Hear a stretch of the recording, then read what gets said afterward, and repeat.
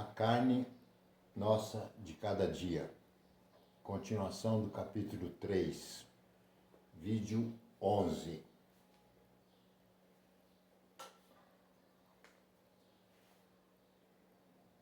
Muito antes de se introduzirem as diretrizes atuais, propunham-se recomendações de proteína muito mais altas. Em um texto nutricional de 1912, os estudos de balanço de nitrogênio foram questionados como medidas imprecisas das necessidades de proteína e recomendado que pelo menos 100 gramas de proteínas digerível, portanto, não apenas gramas de proteína total, mas proteína biodisponível, chegaremos a esse ponto mais tarde, fossem consumidas. Verificou-se que qualquer coisa abaixo de 100 gramas por dia desencadeava efeitos nocivos. Qual seria a quantidade ideal ou mesmo adequada de proteína? Há outro conjunto de números para observarmos, chamado faixa de distribuição aceitável de macronutrientes. O AMDR é definido como uma faixa de ingestão de uma fonte de energia específica que está associada à redução do risco de doenças crônicas, ao mesmo tempo que fornece ingestão adequada de nutrientes essenciais. A faixa recomendada de proteína, de acordo com a AMDR, é de 10 a 35% da ingestão calórica. Nas diretrizes de 1977, a recomendação era apenas de 10 a 14%. Como tais informações se traduzem em nossa dieta? O SDA, United States Department of Agriculture, Departamento de Agricultura dos Estados Unidos, recomenda uma dieta de cerca de 2.000 calorias por dia para mulheres moderadamente ativas e cerca de 2.600 calorias por dia para homens moderadamente ativos, usando 10 a 35% das calorias das proteínas. A mulher de referência de 57 quilos precisaria de 50 a 175 gramas de proteína por dia. E o homem de referência de 65 a 228 gramas de proteínas por dia. Isso é uma faixa gigantesca. Torna os 45 gramas por dia comumente aceito para mulheres e 54 gramas por dia para homens abaixo da faixa de AMDR. A maioria dos americanos obtém cerca de 16% das calorias que consomem de proteínas. E um estudo recente mostrou que os adultos americanos com mais de 50 anos ingeriam muito menos, com 46% deles nem mesmo atingindo a IDR de 0,8 gramas por quilo de peso corporal. Segundo tal estudo, aqueles que não atendiam à recomendação de proteína propendiam mais a ingerir outros nutrientes abaixo dos níveis recomendados. Apenas abaixo da recomendação de proteína apresentaram de modo significativo tais limitações funcionais em todas as faixas etárias, enquanto a força de preensão foi relativamente menor daqueles com mais de 70 anos. Com conservadores 20% de calorias provenientes de proteínas, a mulher média em dieta de 2.000 calorias diárias precisaria de 100 gramas por dia, número mais que o dobro do requisito de proteína comumente presumido de 45 gramas por dia. Na verdade, quando dizemos às mulheres que ingiram apenas 45 gramas de proteína, estamos recomendando menos de 10% do total de calorias abaixo do ADMER. O cálculo das calorias de proteína é de 1 grama de proteína para cada 4 calorias. Portanto, em uma dieta de 2.000 calorias, 20% de ingestão de proteína equivaleriam a 400 calorias de proteína, o que corresponde a 100 gramas de proteína. Recomendar 100 gramas de proteína em grande parte de origem animal equivale a cerca de menos de 100 a 170 gramas de carne por refeição 3 vezes ao dia. Muita gente, sobretudo mulheres, acha que isso é demais. No entanto, nas situações em que as pessoas introduzem esse nível de proteína em sua dieta, elas com bastante frequência se sentem muito melhor e consomem menos caloria por se sentirem plenamente saciadas, como Diana observou em sua clínica e Rob constatou por meio do seu trabalho e com os estudos tem respaldado. Veremos por que isso acontece e os benefícios nutricionais da carne lá no capítulo 5. O excesso de proteína não afeta o corpo? A seguir, vamos analisar a crença do perigo de se consumir muita proteína. Talvez você já tenha ouvido falar que proteína em excesso causa muito ácido no corpo, ou que é inútil comer mais do que o mínimo recomendado pela IDR.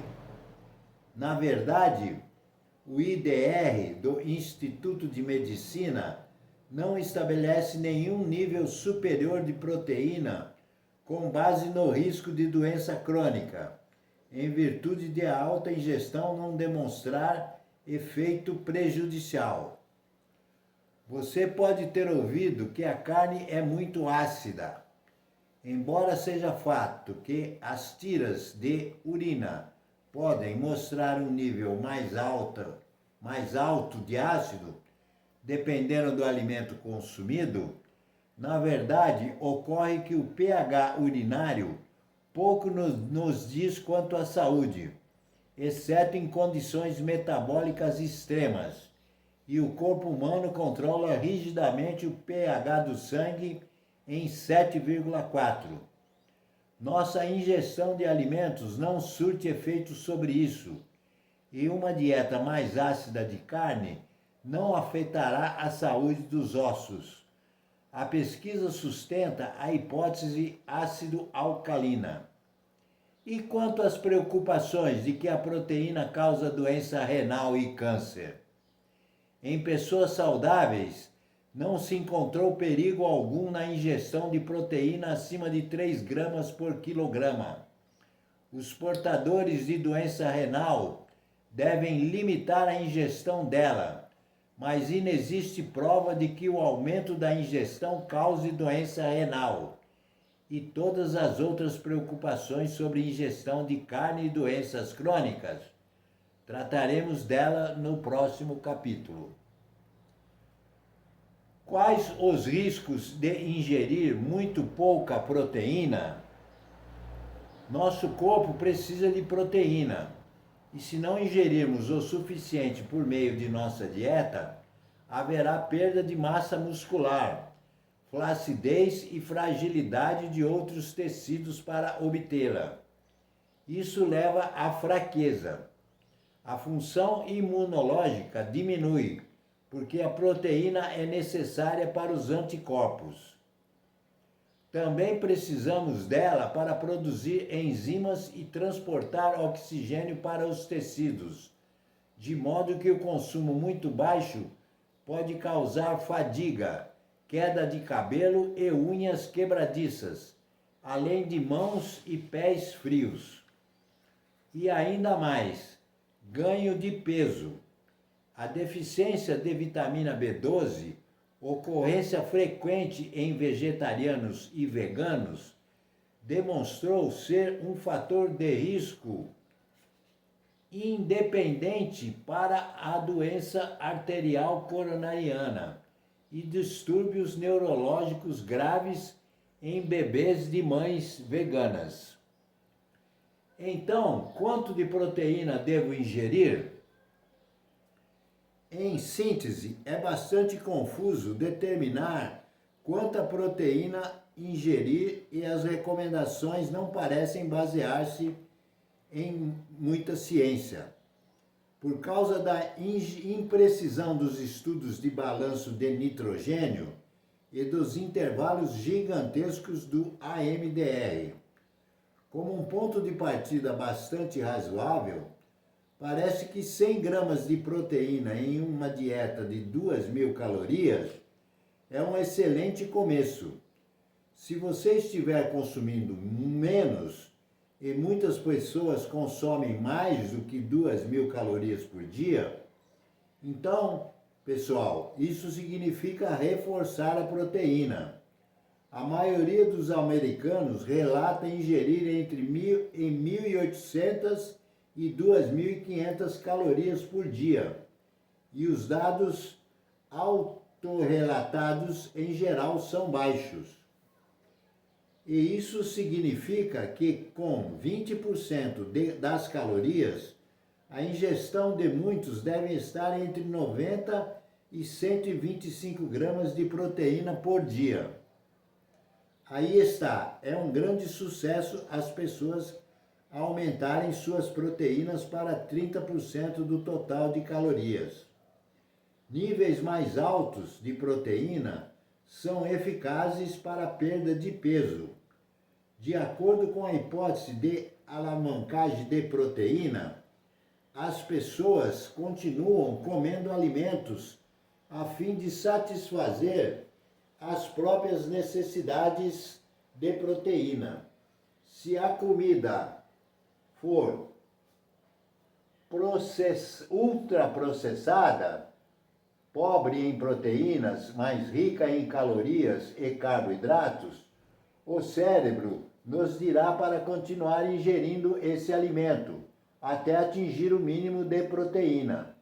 Como ela é altamente saciante, ao aumentarmos sua ingestão, a ingestão calórica geral quase sempre diminui. A proteína é o mais saciante dos macronutrientes e a ingestão de 15 a 30% do total de calorias pode ser bastante útil na regulação do apetite, maximizando a sensibilidade à leptina, induzindo a perda de peso e aumentando o controle do açúcar do sangue. Em uma meta-análise de ensaios clínicos randomizados, estudos ECR, em inglês RCT, o padrão ouro da pesquisa nutricional, dietas ricas em proteínas, de 25 a 32% das calorias, em comparação com grupos de controle de 15 a 20%, que ainda é maior do que a IDR, mostraram efeitos benéficos na perda de peso, nos níveis de hemoglobina glicada e na pressão arterial em pacientes com diabetes tipo 2. Estudos científicos mostram que dietas com baixo teor de gordura e de carboidrato podem funcionar. Mas, caso se deseje perder gordura corporal e manter massa muscular, a chave mestra é aumentar a ingestão de proteína e levantar alguns pesos, tomando cuidado para não consumir calorias totais em excesso, o que é bem mais fácil de fazer quando se está ingerindo quantidades decentes de proteína, pois a pessoa se sente muito mais satisfeita em razão dos efeitos saciantes da carne. Parece também que mastigar a comida é muito mais saciante do que beber suas calorias. E como abordaremos mais adiante, as proteínas animais superam as vegetais em termos de densidade de nutrientes. Coincidentemente, aumentar o consumo de carne também ajuda muito em populações com insegurança alimentar e que precisam de mais calorias de alta qualidade, o que pode aumentar o crescimento, os resultados comportamentais e o desempenho cognitivo das crianças. Mas como 20% de proteína se apresentariam em uma dieta, se você estiver obtendo essas proteínas de alimentos de origem animal, seriam aproximadamente 300 gramas a 500 gramas de carne, aves ou frutos do mar por dia, dependendo do seu porte físico e necessidades específicas. Divida essa quantidade entre 3 refeições e chegará a algo em torno de 100 a quase 200 gramas de proteína animal por refeição. Isso não é um condimento. Se você tem mais necessidade de proteína, fase de crescimento, gravidez, estresse, recuperação de uma doença ou tentativa de perder peso, elementos com os quais a maioria de nossos leitores provavelmente se identifica, precisará de mais, sempre levar em conta seu porte físico. Mais adiante falaremos sobre o que a proteína animal é superior às proteínas vegetais. Mais adiante falaremos sobre por que a proteína animal é superior às proteínas vegetais por estar mais biodisponível, conter todos os aminoácidos essenciais e ser mais densos em nutrientes que proteínas vegetais. Nesse capítulo, queremos abordar a ideia de que os americanos estão consumindo carne demais. Esperamos que você entenda agora que a ideia de demais não se baseia na ciência, mas sim em uma sensação de que a carne é, por natureza, glutona e pouco saudável. Quando olhamos objetivamente para os dados, a carne é um alimento saudável, possivelmente o mais rico em nutrientes para os humanos. Não estamos comendo demais. E mesmo o IDR de proteína pode não bastar para as nossas necessidades. Agora examinaremos mais de perto as descobertas de que a carne está ligada a doenças e por que devemos considerá-las com mais cautela. Próximo vídeo vai ser o vídeo 12, capítulo 4. Carne causa doenças crônicas? Qual é a sua opinião? Obrigado, até logo.